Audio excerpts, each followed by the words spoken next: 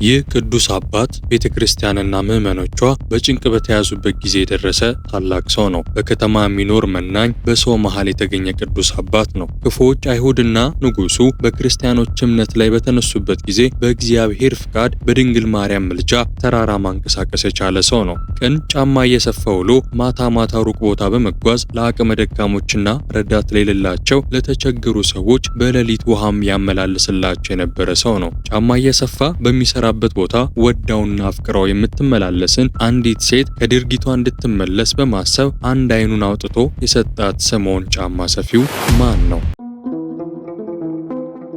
ውድ የግሩማን ሚዲያ ተከታታዮች እንደምን ቆያችሁኝ? ዛሬ ስለ ቅዱስ ስምዖን ጫማ ሰፊው ታሪክ በሰፊው እንማማራለን። እንደተለመደው ይህንን ቪዲዮ መመልከት ሲጀምሩ የላይክ ምልክቷን በመጫን ይጀምሩ። ለዚህ ቻናል አዲስ የሆናችሁ ተመልካቾች ይህንን ቻናል ሰብስክራይብ በማድረግ የቤተሰቦቻችን አንዱ አካል ይሁኑ። አዳዲስ መንፈሳዊና ግሩም ታሪኮችን ስንለቅ ወዲያውኑ እንዲደርሱ የደወል ምልክቷን ይጫኑ።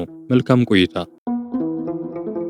በስመ አብ ወወልድ ወመንፈስ ቅዱስ አሐዱ አምላክ አሜን። ቅዱስ ስምዖን ጫማ ሰፊው በግብጽ ኦርቶዶክስ ቤተክርስቲያን የነበረና ፍጹም ትሕትናን፣ የልብ ንጽህናን እንዲሁም ታላቅ መንፈሳዊነትን የተላበሰ ድንቅ ታምራትን የፈጸመ ታላቅ አባት ነው። የቅዱስ አባት በ9ኛው መቶ ክፍለ ዘመን በግብጽ ካይሮ ይኖር የነበረ ሲሆን በሙያው ጫማ ሰፊ የነበረ ሰው ነው። ቅዱስ ስምዖን ጫማ ሰፊው ለስጋው የጨከነ በልዩ ልዩ መንፈሳዊ ተጋድሎ የሚኖር ከጧት እስከ ማታ ድረስም በጾም የሚቆይ ሰው ነበር። ከዚህ በተጨማሪ በየቀኑ የሚያገኘውን ገቢ ማታ ማታ ለችግረኞችና ለምስኪኖች ያካፍል ነበር። ሁልጊዜ ከሚያገኛት ከዕለት ጉርሱ እየቀነሰ በዙሪያው የሚገኙትን ነዳያንን ካለው ላይ በማካፈል የጽድቅ ስራን እየሰራ ነዳያንን እያገዘ የሚኖር ሰው ነበር። ቅዱስ ስምዖን በቀን ስራው ጫማ በመስፋት የሚያገኘውን ገንዘብ ለነዳያን ካደለ በኋላ ማታ ማታ ሌላ ከባድ ስራ ይሰራ ነበር። በዚያ ዘመን በካይሮ ከተማ ውሃ በጣም ውድና ተናፋቂ በቀላሉ የማይገኝ ነበር። አገሪቱ አብዛኛውን ክፍሏ በረሃማ ስለነበር ውሃ ለማግኘት ረጃጅም ርቀት ያላቸውን መንገዶች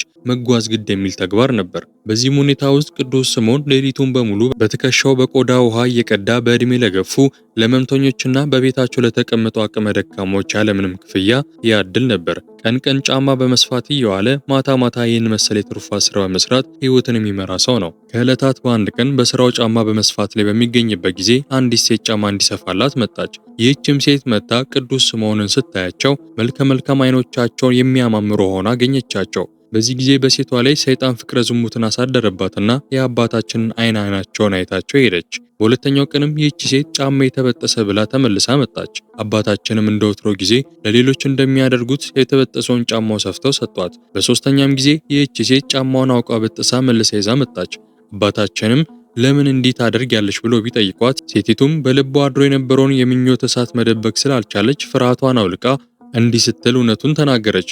አባቴ እውነቱን ለመናገር አፍሬና ፈርቼ ነው እንጂ እኔ ወድጄሃለሁ። አንተን ሳይ ልቤ በደስታ ይሞላል። አንተን ለመመልከት ስል ነው ደጋግሜ የምመጣው አለቻቸው። ጻድቁ አባት ስምዖን ከቃሏ በስተጀርባ ያለውን የሰይጣን ወጥመድን ተገንዝቦ እንዲህ ሲል ጠየቃት። ለመሆኑ ምኔ ነው አንቺን ማርኮ ደስ ያለሽ አላት። ሴቲቱም ዓይን ነው ደስ ያለኝ አለቻቸው። ቅዱስ ስምዖንን ይህንን በሰማ ጊዜ ወዲያውኑ የጌታችንን የወንጌል ቃል አሰበ።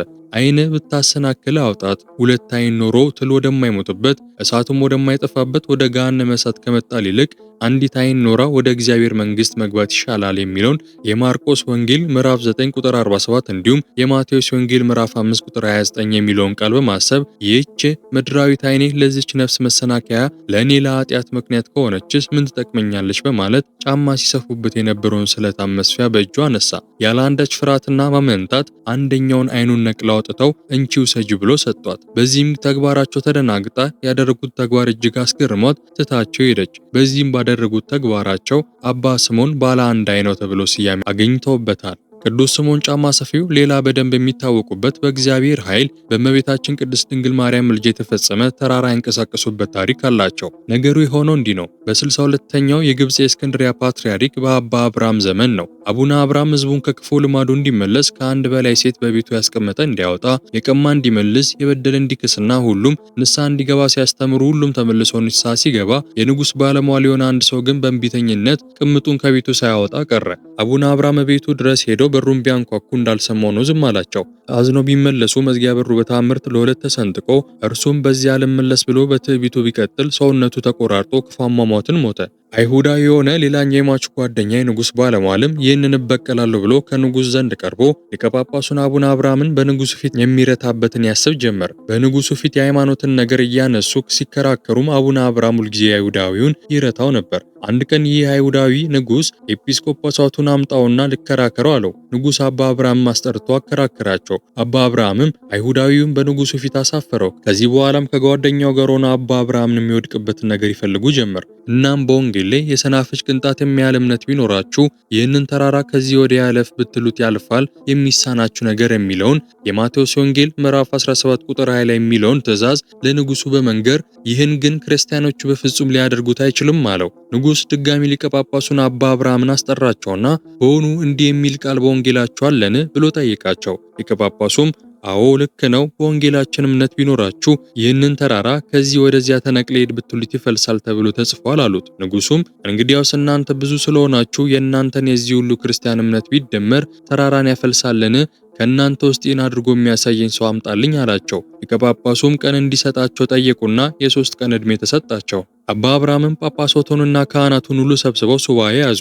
ሊቀ ጳጳሱ ወደ ቤተ ክርስቲያን ሄደው ከቅድስት ድንግል ማርያም ስዕል ስር ተንበርክከው የአምላክ እናት ሆይ ብርሃን የሆነ የልጅሽን ኃይል ግለጭልኝ እያሉ እመቤታችንን በጽኑ ተማጸኗት። እመቤታችንም በሱባኤው 3ኛ ቀን ተገልጣላቸው ልጄ ሆይ እንዲህ ያለው ነገር ለአንተ ሳይሆን ባለ አንድ ዓይና ለሆነው ስምዖን ለሚባል ጻድቅ ነው የሚደረግለት። እርሱ ስለ ልጄ ትእዛዝ አንድ ዓይኑን አጥቷልና እርሱን የሄደ እመቤታችን ነግራኝ ነው ብለህ ንገረው። እንዲህ ብለህ ካልነገርከው ግን እሺ አይልም። ተራ ሰውም መስሎ በገበያ ውስጥ እንስራ የተሸከመ ሰው ታገኛለህ አለቻቸው። እመቤታችንም እንደነገረቻቸው ገበያ ሄደው አቡነ ስምዖንን አገኟቸውና ከኋላ በኩል ሆነ የልብሳቸውን ጫፍ ቢነኳቸው ተሰውሮ የኖረው ጸጋ የታወቀብኝ በማለት በእጅጉ ተቆጧቸው። ሊቀ ጳጳሱም እመቤታችን ልካኝ ነው በማለት የመጡበትን ጉዳይ ነገሯቸው። ከዚህም በኋላ ስምዖን ለአቡነ አብርሃም እንዲህ አላቸው፣ ስለ እኔ ለማንም ቢሆን በፍጹም እንዳትናገር፣ ማንነቴንም አትግለጥብኝ አደራ። ነገር ግን ሄደን ንጉሡ ይነሳልኝ በሚል ተራራ ትይዩ ከካህናቱና ከሕዝቡም ጋር ሄደ ቁም። ክርስቲያኖችን ከተራራው ፊት ለፊት አይሁዳውያንንና የማያምኑትን ደግሞ ከተራራው ጀርባ እንዲሆኑ አድርግ። ካህናቱንም ልብሰ ተክህኖ አልብሰህ ወንጌል፣ ማዕጠንት፣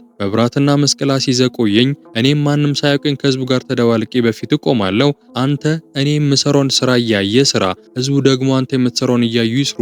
እኔም ስሰግድ አንተም ስገድ። ይህንንም 3 ጊዜ አድርግ፣ በየስግደትም 3 ጊዜ በመስቀል አማትብ አለው። ሊቀ ጳጳሱም ቀድሞ ሄደው እንደተባሉት አደረጉ። በመጨረሻም 41 ኪርያላይሶን አድርሰው ጸሎት አድርገውና ሰግደው ሲነሱ ተራራው ምድርን ለቆ ወደ ላይ ተነሳ።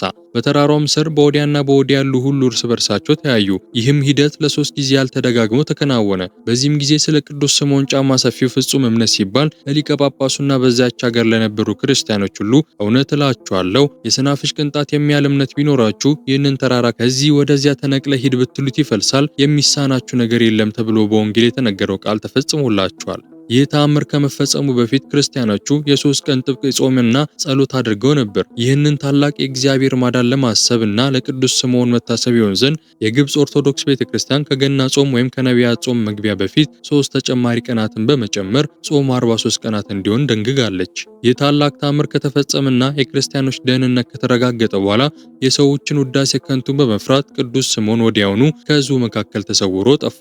ፓትርያርኩም በጣም ቢፈልገው ሊያገኘው አልቻለም። ቅዱስ ስምዖን ከተአምራቱ በኋላ ተሰውሮ ከኖረ በኋላ ያረፈ ሲሆን ለብዙ 100 ዘመናት የተቀበረበት ቦታ አይታወቅም ነበር። እግዚአብሔር አምላክ ከአባታችን ከቅዱስ ስምዖን በረከታቸውን ያሳድርብን። ውድ የግሩማን ሚዲያ ተከታታዮች በዚህ ቪዲዮ ብዙ እንደተማማረን ተስፋ አድርጋለሁ። ይህንን ቪዲዮ ላይክ በማድረግ ያበረታቱን። ያሉትን ሐሳብ በኮሜንት መስጫ ውስጥ ያጋሩን። ለዚህ ቻናል አዲስ የሆናችሁ ተመልካቾች ይህንን ቻናል ሰብስክራይብ በማድረግ የቤተሰቦቻችን አንዱ አካል ይሁኑ። አዳዲስ መንፈሳዊና ግሩም ታሪኮችን ስንለቅ ወዲያውኑ እንዲደርሶ የደወል ምልክቷን ይጫኑ። በቀጣይ ቪዲዮ እስክንገናኝ ድረስ ቸር ቆዩኝ።